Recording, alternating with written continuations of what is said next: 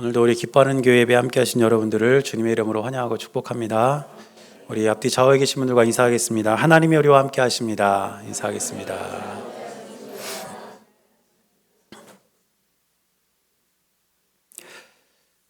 하나님이 저와 여러분들의 삶 가운데 함께 하시는 줄로 믿습니다. 네, 이제 며칠 있으면 설이죠.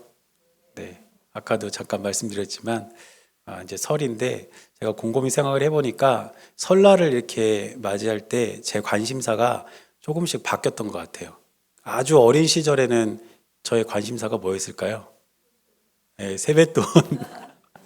네, 세뱃돈. 그리고 맛있는 음식. 설날에는 이렇게 음식이 많잖아요. 저희 할머니가 북한이 고향이신데, 물론 지금 돌아가셨지만, 이제 설날이 되면 항상 만두를 빚었어요. 근데 그 만두가 너무 맛있어가지고, 설날에 항상 그 만두를 기다렸던 기억이 납니다. 그리고 이제 조금 더 커서, 한 중학교, 고등학교쯤 됐을 때는 뭐가 관심사였을까요? 노는 게 관심사였어요. 노는 게. 휴일이 기니까. 그래서 제가 은서가 왜 이렇게 노는 걸 좋아하나 했더니 저를 닮아서 그런가 봐요. 예. 그런데 이제 목회를 하면서는 또 관심사가 좀 바뀌더라고요. 어떻게 좀 바뀌는지 아세요? 성도님들한테 관심이 많이 갑니다. 왜냐하면 이제 설, 이렇게 특별히 추석, 이렇게 큰 명절 때는 이렇게 먼 거리를 이동하시는 분들도 계시고 또 그렇기 때문에 우리 성도님들이 이 명절 때 먼 거리를 오가시는 분들 좀 안전하게 다녀오셔야 될 텐데 이런 마음에서 그런 관심이 이제 성도님들에게 가는 걸 이제 느꼈습니다. 이제 나중에 나이가 더 들면은 어떻게 관심사가 바뀔까요? 모르겠어요, 저도. 네, 또 어떻게 바뀌겠지만 지금은 하여튼 이제 우리 성도님들이 저의 큰 관심사입니다. 아무쪼록 이번 설 명절 여러분들 가족들과 또 이렇게 함께 모일 텐데 즐거운 명절 되시기를 바라고 또 먼 길을 오고 가시는 분들은 안전하게 잘 다녀오셔서 어느 때보다 복된 명절이 될 수 있기를 바랍니다. 네, 오늘 우리가 욥기 27장 1절부터 11절까지 말씀 읽었는데 주보에 보면 오늘 본문 범위가 어떻게 되어 있냐면 25장 1절부터 31장 40절까지 되어 있습니다. 굉장히 긴 장이 이번 오늘 이제 예배 그 본문으로 이렇게 정해놨는데 제가 욥기를 설교하다가 이제 길어질 것 같으니까 지루하고 하기 싫어가지고 이렇게 길게 잡은 건 아니고 그동안 우리가 욥기를 계속 살펴봤는데요. 하나의 패턴이 있었어요. 똑같은 방식이 있었습니다. 뭐냐면 친구들이 이제 욥을 찾아와서 이제 친구들이 한 명씩 욥에게 충고를 합니다. 그러면 그 충고를 듣고 욥이 대답을 해요. 이게 계속되는 이 욥기의 이야기의 흐름이었습니다. 그런데 이 일정한 흐름이 25장부터 깨지기 시작합니다. 그래서 25장 표제를 보시면 빌닷의 세 번째 말 이렇게 되어 있는데 그 분량이 굉장히 짧아요. 1절부터 6절까지밖에 되지 않습니다. 그런 다음에 이제 욥이 26장에서 그 빌닷의 말에 대해서 이제 어쨌든 대답을 하는데 그렇게 대답을 하면 그 다음 흐름으로 가면 누가 이야기를 할 차례냐면 소발이라는 사람이 또 이야기를 할 차례입니다. 근데 소발이 이야기를 하지 않아요. 그러니까 빌닷이 세 번째 말을 할 때부터 뭔가 그동안의 흐름과는 조금 다른 그런 양상으로 이야기가 흘러가기 시작했고 욥이 빌닷의 말에 대해서 간략하게 대답한 뒤에는 새 친구들에 대해서 27장에서 이제 결론과도 같은 이야기를 하기 시작합니다. 그러면서 28장부터 넘어가면서 욥이 계속해서 친구들에게 그리고 자신이 생각하던 바를 이야기하는 내용이 쭉 계속되면서 31장까지 이어지게 되는 것입니다. 그래서 이 긴 본문 속에서 이제 우리가 함께 살펴볼 것은 무엇이냐면 욥이 이렇게 긴 시간 동안 친구들과 서로 논쟁을 주고받고 생각도 친구들과 함께 이렇게 나누면서 여러 가지 일들이 있었지만 변하지 않는 것이 하나 있었다면 욥이 여전히 고난 가운데 있었다는 겁니다.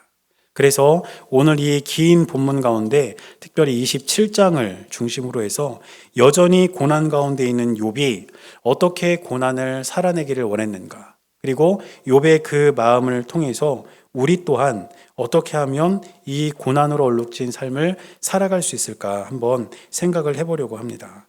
우리가 살아가는 세상은 고통과 고난으로 얼룩져 있습니다. 어느 누구도 고통과 고난을 피해갈 수가 없어요.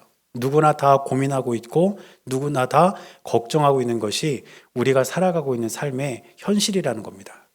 이제 우리 기뻐하는 교회가 이렇게 세워지고 제가 부교역자 사역을 마치고 이제 담임 목회를 시작하면서 많은 분들이 저한테 이제 하는 말이 뭐냐면 이 목사 이제 걱정 없겠네 그런 얘기를 하셔요. 이게 무슨 뜻이냐면 부목사로 사역을 할 때는 다음 목회지에 대한 그런 걱정이 늘 있잖아요. 그래서 기도도 하고 준비도 하고 그렇게 합니다. 그런데 이제 어쨌든 제가 담임 목회지가 생겼고 이제 목회를 시작했으니까 그런 의미에서 이제 이 목사 걱정 없겠네 이런 말씀들을 이제 저희 선배들이나 또 동료 목사님들, 장로님들이 많이 하셨습니다. 1년 내내. 그럼 정말 제가 담임 목사가 됐다고 걱정이 없을까요? 어떨까요, 여러분? 더 많다고 하면 또 좀 그렇고요. 없지 않아요. 없지 않습니다. 그러니까 다른 사람들이 보기에 그 부분에 대해서는 이제 걱정이 없겠다 이렇게 생각하지만 그렇지만 또 다른 면에 있어서는 여전히 걱정도 있고 고민도 있고 여러 가지 어려움도 여전히 있습니다. 이것은 저만 그런 것이 아니고 이 세상을 살아가는 모두가 다 그렇습니다. 여러분들도 겉으로 보기에는 어떤 어려움과 고난이 있는지 알 수 없을지 모르지만 그 속을 들여다보면 누구나 하나쯤은 다 걱정, 근심, 고난, 고통이 다 있다는 거예요. 그게 우리가 이 세상을 살아가는 삶의 현실이라는 것입니다. 그런데 이 고난에 대처하는 사람들의 태도가 있는데 몇 가지로 나눌 수가 있습니다. 어떤 사람은 고난을 핑계 삼는 사람이 있습니다. 삶에 있어서 여러 가지 일들이 벌어질 때에 내가 당하는 이 고난을 핑계 삼아서 그 삶을 이어가는 사람들이 있어요. 이런 사람들은 뒤에도 잠깐 이야기하겠지만 불의를 저지를 가능성이 많습니다. 잘못된 일을 하고 나서도 그것이 내 고난 때문이다 이렇게 핑계를 댈 수 있다는 거예요. 또 어떤 사람들은 고난 앞에서 좌절하는 사람들이 있습니다. 고난을 당하고 어려움과 걱정과 근심을 하면서 늘 좌절하고 낭망하는 사람들이 있다는 것이죠. 이런 사람들은 삶이 항상 무기력해집니다. 그런데 또 어떤 사람들은 이 고난을 이겨내는 사람들이 있습니다. 여전히 고난과 고통, 걱정과 근심이 있지만 그 고난과 고통을 이겨나가면서 하루하루를 살아가는 사람들의 삶에는 하나님께서 주시는 승리의 기쁨이 있다는 것입니다. 이처럼 고난은 누구에게나 다 주어지지만 그 고난을 어떻게 받아들이냐에 따라서 그 사람의 삶의 결말은 달라지게 마련입니다. 욥은 여전히 고난과 고통 중에 있지만 그 고난과 고통 속에서 좌절하거나 낭망하거나 실망하기보다 그 고통 속에 있는 하나님의 참된 의미를 찾고자 했고 그 과정들을 통해서 승리하게 하시는 주님을 믿음으로 바라보고자 했습니다. 그래서 저는 오늘 이 말씀을 통해서 우리 또한 고난을 이겨낼 수 있는 몇 가지 원칙을 한번 살펴보려고 하는데 첫 번째는 우리가 고난을 살아내면서 기억해야 할 첫 번째 원칙은 불의를 행하지 말아야 된다는 것입니다. 욥은 여전히 고난 가운데 있었지만 자신이 겪는 이 고난이 불의를 정당화하지 않도록 욥은 결단했습니다. 그래서 오늘 본문의 4절 말씀 함께 보면 결코 내 입술이 불의를 말하지 아니하며 내 혀가 거짓을 말하지 아니하리라. 내가 지금 고난을 당하고 있지만 내가 고난당하고 있다고 해서 내가 불의를 말하지 않을 것이고 내가 거짓을 말하지 아니하겠다. 내가 불의를 행하고 거짓을 말하면서 그렇게 할 수밖에 없는 이유를 고난 때문이라고 이야기하지 않겠다는 겁니다. 여기서 한 걸음 더 나아가서 오히려 공의, 즉 정의를 굳게 잡고 놓지 않을 것을 말합니다. 조금 내려와서 6절 말씀 보니까 욥은 이렇게 말합니다. 내가 내 공의를 굳게 잡고 놓지 아니하리니 내 마음이 나의 생애를 비웃지 아니하리라. 내가 살아가면서 고난당하고 있다고 해서 불의를 행하거나 거짓을 말하지 않겠다. 오히려 나는 고난 중에도 정직한 길을 택할 것이고 내가 정의와 공의를 이 땅 가운데 증명하며 살겠다. 이것이 욥의 결단이었습니다.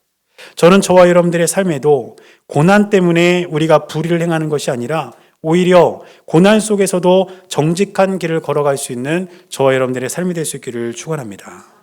그런데 이 세상에 많은 사람들을 보면 고난으로 인해서 벌어지는 몇 가지 일들이 있는데 그 첫째가 바로 욥이 경계했던 불의, 잘못된 일을 행하면서도 그것이 고난 때문이었다고 이야기한다는 것입니다.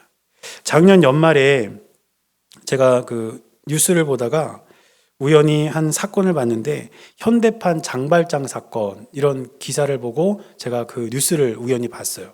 여러분들도 아마 보신 분 계실 텐데 그 내용은 어떤 내용이냐면 30대 남자가 아들과 함께 마트에서 물건을 훔치다가 들켰습니다. 그런데 왜 물건을 훔쳤냐 그랬더니 이 남자가 하는 말이 너무 배가 고파서 너무 가난해가지고 내가 물건을 훔쳤다. 이렇게 이제 이야기를 한 거예요. 그러니까 그 마트 그 주인이 그 남자를 고발하는 것을 이제 취소하고 오히려 생필품을 지원해 주겠다. 이렇게 나왔고요. 또 그 사건을 접수하고 현장에 왔던 경찰관은 그 남자하고 그 아들한테 국밥을 사줬습니다. 국밥을 사주면서 격려하고 나중에 그 경찰관이 이렇게 인터뷰를 하는데 막 울먹이시면서 인터뷰를 하시는 거예요. 요즘에 굶는 사람이 어딨냐고 막 이러시면서. 그리고 또 그 모습을 옆에서 지켜보고 있던 이름 모를 시민은 현금 인출해가지고 현금 20만 원을 빼다가 그냥 그 사람들에게 주고 그냥 갔어요. 이런 일들이 미담이 되어가지고 현대판 장발장 사건 이렇게 돼가지고 한동안 사람들 그런 입에 회자되었던 적이 있었습니다. 이처럼 고난을 당하는 사람들을 그냥 지나치지 않고 온정을 베푼 손길은 칭찬을 받아 마땅한 일일 수 있습니다. 그런데 이 사건이 이제 뒤에 뭐 여러 가지 일들도 있고 또 여러 가지 댓글도 달리고 그랬던 걸로 아는데 그것을 이야기하고 있는 게 아니라 바로 저는 이 사람의 행동을 이야기하고 싶은 것입니다. 이 사람이 배가 고파서 물건을 훔쳤다고 해서 그리고 사람들이 그를 동정하고 도와줬다고 해서 이 사람의 행동이 절대로 정당화될 수 있는 것은 아닙니다. 왜냐하면 자기가 가난하고 고통을 당하는 것은 그것이 어렵고 힘든 일이면 분명하지만 그것이 불의를 행한 것에 대한 정당한 근거는 될 수 없기 때문입니다. 그래서 오늘 이 본문을 통해서 우리가 기억해야 될 것은 무엇이냐면 우리가 고난을 당하고 어려움을 당한다 해서 나쁜 일을 행하거나 불의를 행하는 것을 결코 정당화해서는 안 된다는 것입니다. 많은 사람들이 잘못된 행동을 합니다. 그리고 그 행동의 원인을 고난에서 찾습니다. 내가 어려워서 이렇게 했다. 내가 힘들어서 이렇게 했다. 내가 고통스러워서 어쩔 수가 없었다. 이렇게 많은 사람들이 이야기를 한다는 것입니다. 그러나 오늘 본문 말씀에서 욥이 이야기하는 것은 무엇이냐면 내가 비록 고난 중에 있을지라도 불의를 행하지 않겠다. 거짓을 말하지 않겠다. 오히려 나는 정직하게 사는 길을 선택하겠다. 그것이 하나님께서 저와 여러분들에게 가르쳐주는 신앙적 가르침임을 우리는 분명히 기억해야 될 줄로 믿습니다. 또한 고난으로 인해서 벌어지는 두 번째 일은 무엇이냐면 책임 전가입니다. 쉽게 말해서 남 탓을 하는 거예요. 내가 어려움을 겪는 것, 내가 고통을 당하는 것, 누구누구 때문이라는 것입니다.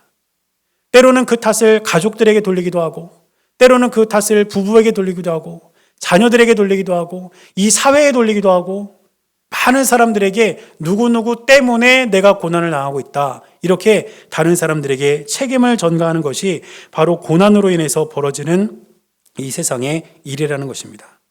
이렇게 남을 탓하는 책임 전가는 죄가 인류에 들어오기 시작하면서 나타난 것입니다. 왜냐하면 처음에 아담과 하와가 에덴 동산에서 선악과를 먹었을 때에 하와는 뱀을 탓했고 아담은 하와를 탓하고 결국에는 하나님까지 탓했습니다. 이렇게 남을 탓하는 것은 인류가 시작되면서 이 지구상에 시작된 아주 오랜 역사를 가진 그러한 삶의 모습이라는 것입니다. 그러나 저와 여러분들은 고난을 겪을지언정 그 책임을 다른 사람들에게 돌리는 것이 아니라 그 상황을 해결할 수 있는 힘이 어디에 있을지를 기억하고 생각해 보면서 고난을 이겨나갈 수 있는 저와 여러분들의 삶이 되어야 될 줄로 믿습니다. 또한 고난을 살아내는 두 번째 원칙은 무엇이냐면 악인의 형통을 부러워하지 말아야 된다는 것입니다. 고난 속에 있는 신앙인들에게 있어서 더 큰 고통이 되는 것은 무엇이냐면 믿지 않는 사람들이 더 잘 나간다는 거예요. 나는 어려움을 당하면서도 어떻게든 신앙을 지키려고 어떻게든 예수님 믿는 믿음을 끝까지 지켜내려고 애쓰고 노력하는데 가만히 세상을 들여다보면 예수님 안 믿는 사람들이 더 잘 나가요. 그 사람들은 돈을 많이 벌고 권력을 갖기 위해서 온갖 권모술수를 부리고 사람들을 짓밟고 올라가는데도 불구하고 세상에 있는 모든 것을 다 가지면서 살아가고 있다는 것입니다. 그런데 욥은 이처럼 불경건한 자가 때로는 이익을 얻을 때도 있다는 것을 솔직히 인정하고 있습니다. 오늘 본문의 8절 말씀 보니까 이렇게 말합니다. 불경건한 자가 이익을 얻었으나 하나님이 그의 영혼을 거두실 때에는 무슨 희망이 있으랴. 욥은 분명히 불경건한 자가 이익을 얻을 수 있다는 것을 인정합니다. 그러나 또 한 가지 확신하는 것이 무엇이냐면 그들의 성공과 이익에도 결국에는 끝이 있다는 겁니다. 지금 당장 눈을 들어보면 그들이 모든 것을 다 가지고 있는 것 같고 악인이 형통한 것 같아도 공의의 하나님께서는 악인의 형통을 끝까지 지켜보시지 않으신다는 것을 욥은 우리에게 가르쳐주고 있는 것입니다. 이처럼 형통한 듯 보이는 사람들의 삶에도 여전히 고난이 있습니다. 그래서 악인의 형통과 관련해서 우리가 생각해 봐야 될 두 가지 사실이 있는데 첫 번째는 뭐냐면 형통해 보여도 고난이 있다는 것입니다. 우리가 어떤 사람들의 삶을 바라보면서 저 사람은 예수님 믿지 않는데도 어쩜 저렇게 잘 나가냐, 어쩜 저렇게 돈도 많이 벌고 가질 수 있는 것을 다 갖고 사냐, 이렇게 우리가 부러워할 수 있습니다. 그런데 그렇게 우리가 악인의 형통을 부러워하는 이유가 뭘까요? 그 이유는 우리가 고난당하는 부분에 대해서 그들이 형통을 누리고 있기 때문입니다. 내가 재정적으로 고난을 당하는데 예수 안 믿는 사람이 재정적으로 더 잘 나간다? 그럼 그 부분에 대해서 오히려 속이 상하고 하나님 앞에 마음이 아프다는 것이죠. 그런데 반대로 생각해 보면 그들이 아무리 형통한 것 같아도 그들이 없는 것을 우리가 가지고 있는 것이 있다는 것입니다. 바꿔 말하면 우리가 있는 것을 그들은 못 가진 것이 있다는 것을 우리가 기억해야 된다는 것이죠. 그래서 성경에도 보면 모든 것을 다 가진 사람처럼 보이는 사람들도 그리고 부러움의 대상이 되는 사람들도 한 가지 이상은 다 고민과 고난이 있는 것을 알 수 있습니다. 마태복음 9장 18절 이하에 보면 한 관리가 나옵니다. 그런데 이 관리가 예수님께 나와서 자신의 딸이 죽었다고 딸을 살려달라고 간절한 마음으로 구하는 것을 볼 수가 있습니다. 관리라고 말한다면 직업적으로 지금 이 시대로 말하면 공무원이겠죠. 공무원만큼 선망의 대상이 되는 직업이 어디 있겠습니까? 안정적인 직업이잖아요. 그러니까 이 관리는 어쩌면 그 당시에 이 관리라는 직업은 사람들에게 있어서 좀 부러움의 대상이 될 수도 있었을 거예요. 그러나 이 사람은 여전히 그 삶 가운데 딸의 고난과 아픔이 있었다는 것입니다. 또 여러분들이 잘 알고 계시는 누가복음 19장에 등장하는 삭개오. 이 삭개오는 세리장으로서 부자였습니다. 돈이 많은 사람이었습니다. 그래서 돈이 없는 사람들은 삭개오를 부러운 눈으로 쳐다볼 수도 있었을 겁니다. 그런데 삭개오는 사람들의 조롱을 피할 수 없는 사람이었습니다. 쉽게 말해서 왕따였다는 것이죠. 이처럼 누군가가 무엇을 가지고 있다고 해서 다 가진 것이 아니라 또 내가 없다고 해서 모든 것이 없는 것이 아니라 누군가에게 없는 것이 나에게는 있을 수도 있고 나에게 없는 것이 그들에게 있을 수도 있다는 것을 우리는 기억하면서 고난 중에서 없는 것을 바라보며 불평과 하나님 앞에 불만을 토로하는 것이 아니라 고난 중에서도 하나님께서 우리에게 주신 은혜를 찾아 누리는 저와 여러분들의 삶이 될 수 있기를 바랍니다. 그래서 없는 것을 생각하면, 고난을 생각하면 우리가 한없이 힘들어져요. 그러나 그럼에도 불구하고 우리에게 주신 것을 생각하면 우리의 삶에는 감사가 넘칠 줄로 믿습니다. 저는 어렸을 때부터 이 가난 때문에 참 어려웠습니다. 제가 20대 초반에 저희 아버지가 돌아가셨는데 갑자기 아버지가 돌아가셨어요. 그런데 다른 사람들은 이렇게 아버지가 돌아가시면 유산이라는 거를 주시고 돌아가시더라고요.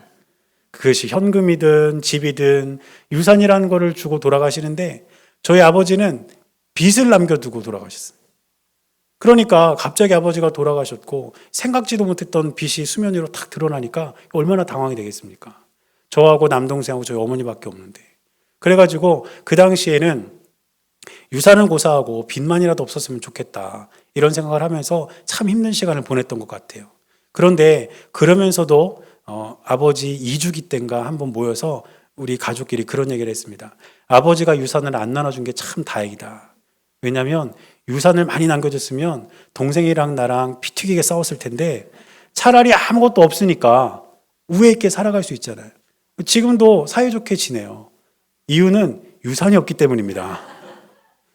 이처럼 우리에게는 고난이 있을 수도 있지만 우리가 그 고난의 시각, 그 상황을 다른 면으로 해석하고 믿음의 눈으로 바라보면 감사의 조건, 은혜의 조건들을 찾아낼 수 있습니다.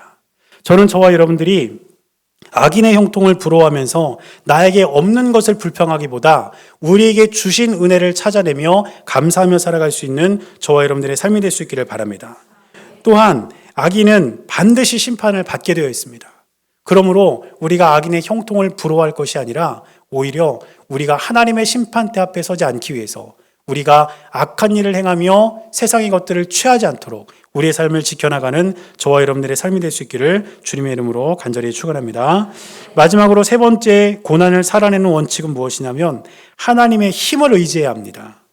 고난을 살아내는 동력은 무엇이냐? 바로 하나님의 힘이고 하나님의 능력인 줄로 믿습니다. 욥기에서 많이 등장하는 단어 중에 하나가 가르치다라는 단어예요. 그래서 친구들도 욥을 가르치려고 했습니다. 그런데 뭘로 가르치려고 했냐면 보상교리. 악한 사람은 벌받고 선한 사람은 상받는다. 이 아주 단순한 보상교리를 가지고 욥에게 가르치려 했다는 것이죠. 그런데 지금 오늘 본문에서 욥은 무엇으로 친구들을 가르치겠다고 이야기하냐면 11절 말씀 보니까 하나님의 솜씨를 내가 너희에게 가르칠 것이요 이렇게 나옵니다. 그런데 이 하나님의 솜씨가 성경 원어에 보면 하나님의 힘, 하나님의 능력 이렇게 되어 있습니다. 그러니까 친구들은 세상에 있는 보상교리를 의지해서 그것으로 욥을 가르치려 했지만 욥은 하나님의 힘, 하나님의 능력을 의지하고 그것을 친구들에게 가르치려 했다는 것입니다. 우리가 고난을 살아내면서 이 고난을 이겨낼 수 있는 동기는 보상교리와 같은 세상적인 가치관에서 오는 것이 아닙니다. 우리가 이 고난을 살아냄에 있어서 가장 중요한 원리는 무엇이냐? 하나님의 능력과 하나님의 힘을 의지해서 살아가는 것이 바로 저와 여러분들이 가져야 될 믿음의 태도임을 기억하시기를 주님의 이름으로 간절히 축원합니다. 그런데 이 하나님의 힘이라는 단어를 우리나라 말로 이렇게 번역을 하면서 하나님의 솜씨라는 말로 번역을 했는데 이 번역이 참 묘한 것 같아요. 왜냐하면 이 하나님의 솜씨라는 단어 안에 들어있는 그 의미가 참 귀하기 때문입니다. 솜씨가 좋은 사람은 어떤 재료를 가져다 줘도 좋은 작품을 만듭니다. 저는 솜씨가 별로 없어가지고 아무리 좋은 재료를 가져다 줘도 좋은 작품을 못 만들어요. 그런데 솜씨가 좋은 사람 있잖아요. 손재주가 아주 좋은 사람. 그런 사람들한테는 뭘 갖다 줘도 잘 만들어내는 거예요. 그런데 하나님의 솜씨, 그 이 솜씨를 설명하면서 하나님을 이렇게 이야기했는데 하나님이 하나님의 솜씨를 갖고 계신다는 것은 무엇인 뜻이냐면 하나님은 이 고난이라는 재료를 통해서도 기쁨과 은혜의 결과물들을 만들어내실 수 있는 분이라는 겁니다. 성경에 보면 그런 사람들이 얼마나 많습니까? 대표적인 인물로 요셉을 들 수 있습니다. 요셉은 그 인생이 고난과 고통으로 점철되어 있었지만 하나님은 하나님의 솜씨를 마음껏 발휘하셔서 고난과 고통의 시간을 은혜의 시간으로 바꿔주시고 능력의 시간으로 바꿔주셨습니다. 다윗의 삶 역시 어려움과 고통이 있었지만 하나님은 하나님의 솜씨를 통해서 다윗을 놀라운 하나님의 사람으로 빚어가셨던 것을 우리는 기억할 수 있습니다. 하나님의 그 손길이, 하나님의 그 놀라운 솜씨가 저와 여러분들의 삶에 다 있다는 사실을 기억하시기를 바랍니다. 우리의 삶에 여전히 고난과 고통이라는 재료들이 널려 있지만 솜씨 좋으신 우리 하나님의 손에 그것이 붙들린다면 우리 주님께서는 그 고난과 고통을 재료 삼아서 가장 좋은 결과물들로 저와 여러분들의 삶 가운데 보이실 것입니다. 그것을 우리가 기대하는 마음으로 하루하루 이 고난을 살아낼 때에 주님께서 주신 은혜와 사랑이 넘쳐나게 될 줄로 믿습니다. 그 은혜가 우리 모두에게 있게 되시기를 주님의 이름으로 간절히 축원합니다. 기도하겠습니다. 사랑하는 주님, 우리가 이 땅을 살아가며 고통과 고난은 피해갈 수 없는 것이지만 우리가 고난을 살아낼 때에 불의를 행하지 않게 하여 주시고 악인의 형통을 부러워하지 않게 하시며 하나님의 힘을 의지하여 하루하루를 믿음으로 살아낼 수 있도록 주님께서 은혜를 내려 주시옵소서. 우리 주님께서 늘 함께 하시고 인도하여 주실 것을 믿으며 살아계신 예수님 이름으로 기도드렸습니다. 아멘.